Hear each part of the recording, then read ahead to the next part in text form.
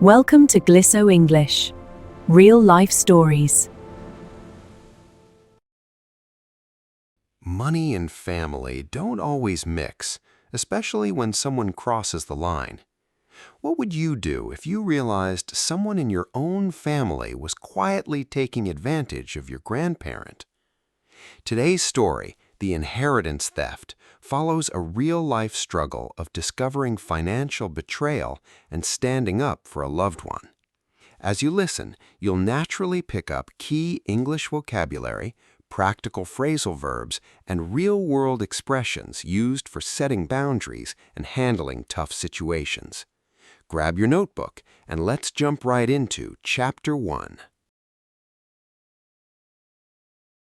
Mateo sat at the kitchen table, helping his grandfather, Julian, sort through the mail. Julian was 82, and while his mind was still sharp, his eyesight was fading. Usually, these Sunday visits were quiet, filled with stories from Julian's youth over cups of tea. But today, something felt off. Stacked beneath a pile of old newspapers were 3 unopened notices from the electric company. Stamped across each envelope in bold red ink was the same word, overdue. Mateo said, holding up the letters, "Grandpa, did you forget to pay these? They're threatening to shut off the power." Julian frowned, adjusting his thick glasses. "That's impossible. Your Uncle Arthur handles all my utility payments. I give him cash every month from my pension."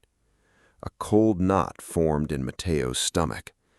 Uncle Arthur had taken over managing Julian's day-to-day errands 6 months ago, claiming he just wanted to lighten the burden. Mateo took a deep breath, trying to keep his voice steady. When was the last time Arthur checked in on these? Before Julian could answer, the back door clicked open. Uncle Arthur walked into the kitchen, carrying a bag of groceries. Seeing the red letters in Mateo's hand, his smile instantly vanished. His posture stiffened, and his eyes darted nervously between Mateo and his father. "What's going on here?" asked Arthur defensively, setting the groceries down with unnecessary force. "I told you, Mateo, I have everything under control." Mateo looked at the unpaid bills, then back at his uncle. Something definitely didn't add up, and a strong sense of suspicion took root.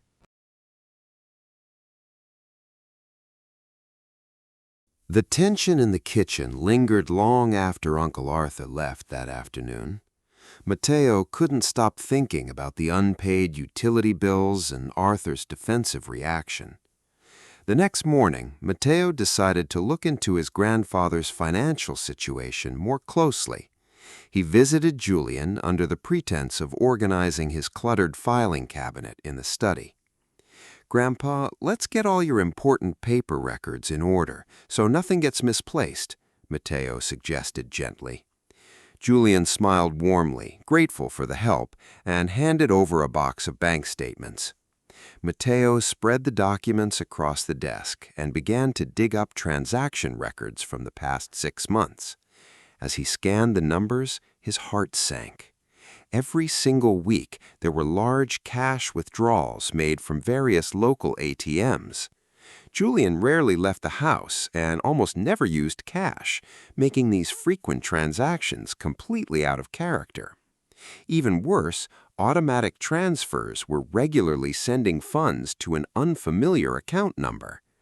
Mateo pulled out a notepad and began to map out a clear timeline of every withdrawal. He needed to figure out exactly how much money was missing before raising the alarm. The numbers told a painful story.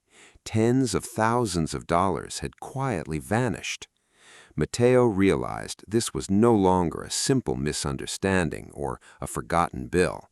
It was a systematic plan, and he had to uncover the full truth before his grandfather lost everything.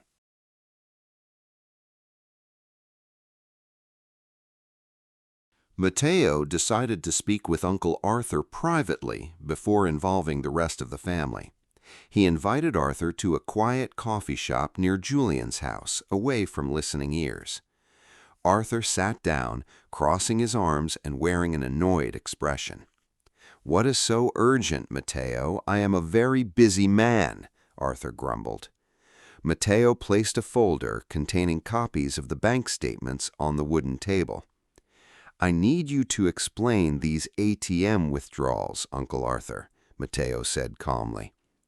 Arthur opened the folder, and his face instantly turned pale, before quickly flushing red with anger. "Are you accusing me of something?" Arthur snapped, slamming his hand on the table. "I am just asking where Grandpa's pension money went," Mateo replied, keeping his voice steady. Arthur leaned back and scoffed, attempting to deflect the question entirely. "After everything I have done for this family, you come here and question my integrity?" Arthur accused. He began to guilt-trip Mateo, reminding him of how hard he worked to care for Julian daily. "I pay for his groceries, his medication, and his home upkeep out of my own pocket," Arthur insisted.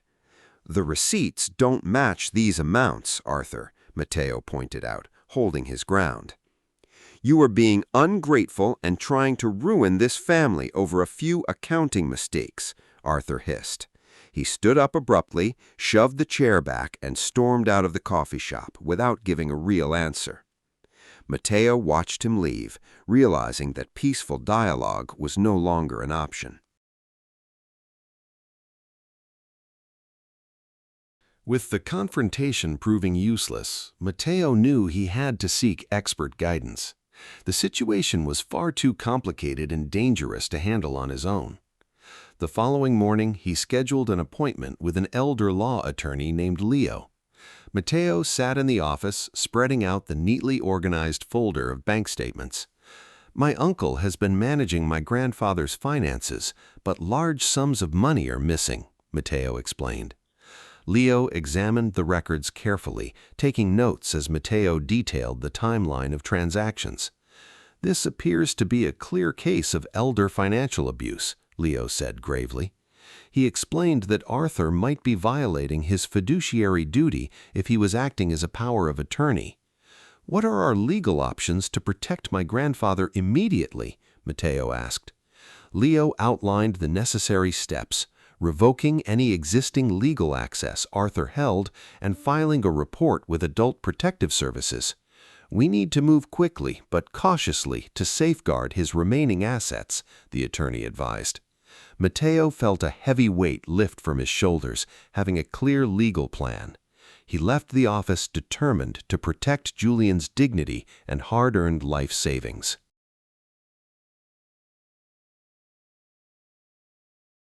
Following the attorney's advice, Mateo began building an ironclad paper trail. He knew that accusations without proof would only divide the family further. Every evening after work, Mateo sat at his desk, carefully reviewing every single receipt and statement. He created a detailed spreadsheet to track the dates, locations, and exact amounts of every suspicious withdrawal.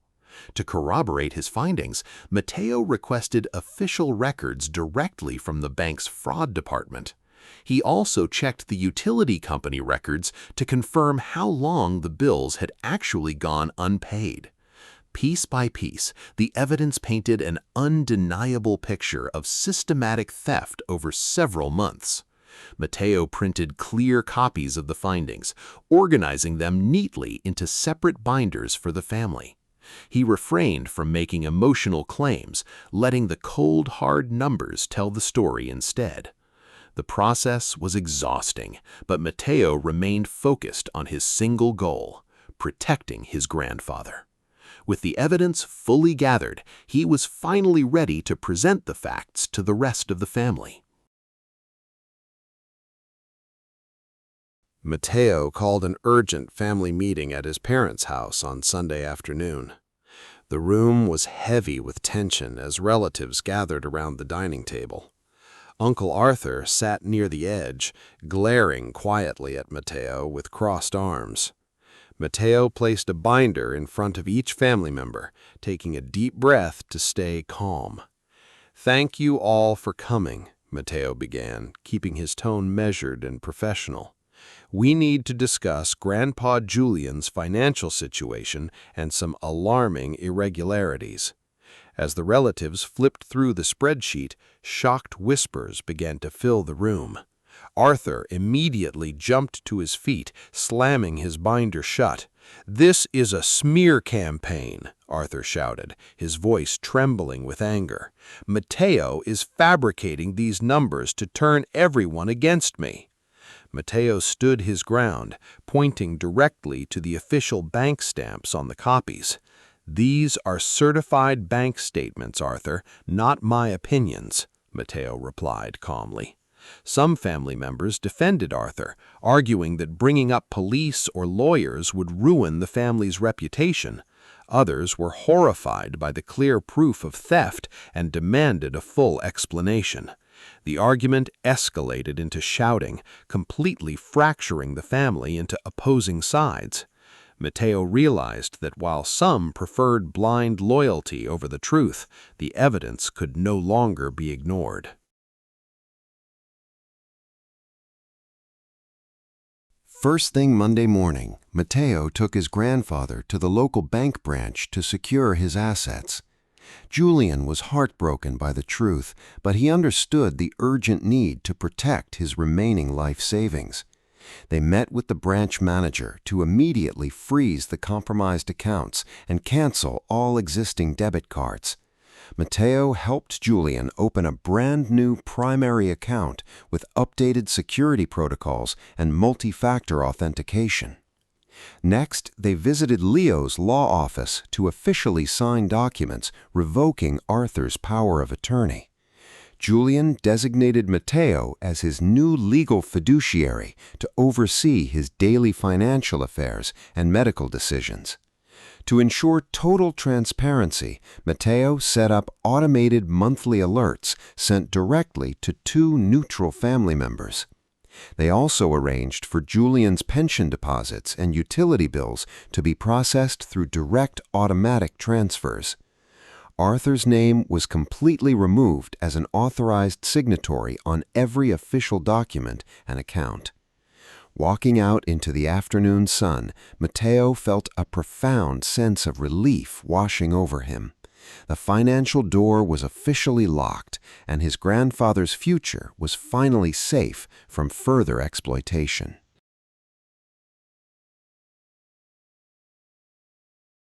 With his access completely cut off, Uncle Arthur severed all communication with Mateo and Julian.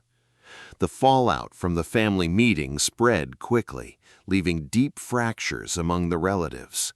Some family members stopped attending weekend dinners, unable to handle the awkward tension and unspoken anger. Others openly blamed Mateo, claiming he should have handled the situation privately without causing a public rift. Mateo felt the painful sting of estrangement, but he knew standing up for his grandfather was the right choice.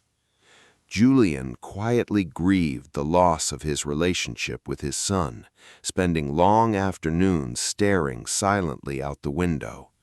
The betrayal left a heavy shadow over the household, making simple everyday moments feel bittersweet and quiet.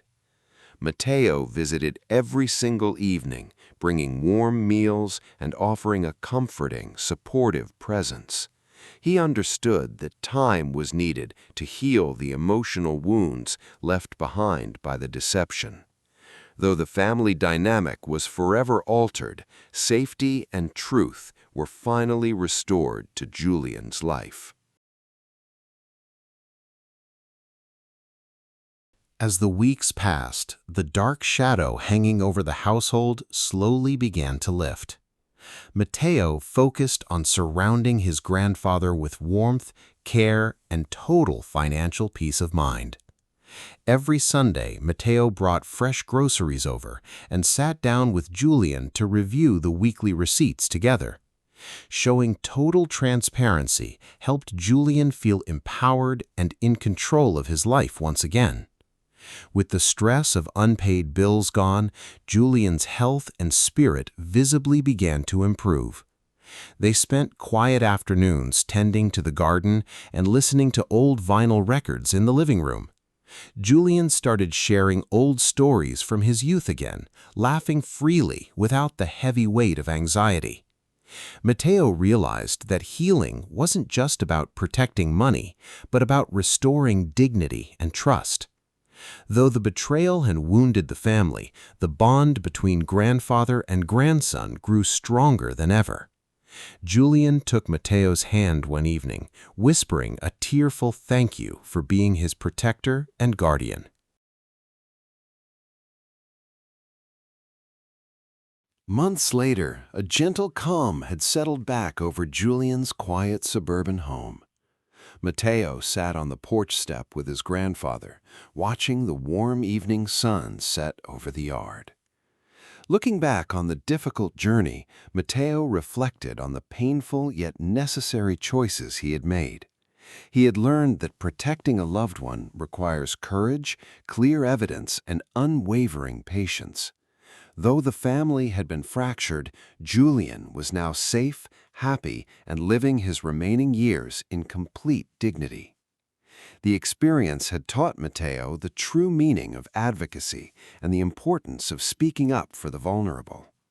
If he had stayed silent to avoid family conflict, his grandfather might have lost everything he worked a lifetime to build. Julian turned to Mateo, giving him a warm, proud smile that spoke far more than words ever could. Mateo smiled back, knowing that despite the heartache, he had done the right thing for his family. He stepped forward into the future with a grateful heart, wiser, stronger, and deeply content. What a powerful reminder of how important it is to stand up for the people we love. If Mateo hadn't spoken up, the story could have ended very differently. Which English word or phrase from today's story was new for you? Let me know down in the comments below. You can find the vocabulary of the story down below in the description box. If you enjoyed this lesson and want to keep improving your English through real-life stories, make sure to hit that subscribe button and turn on notifications so you never miss a new chapter. Thank you so much for listening, and I'll see you in the next story. Goodbye.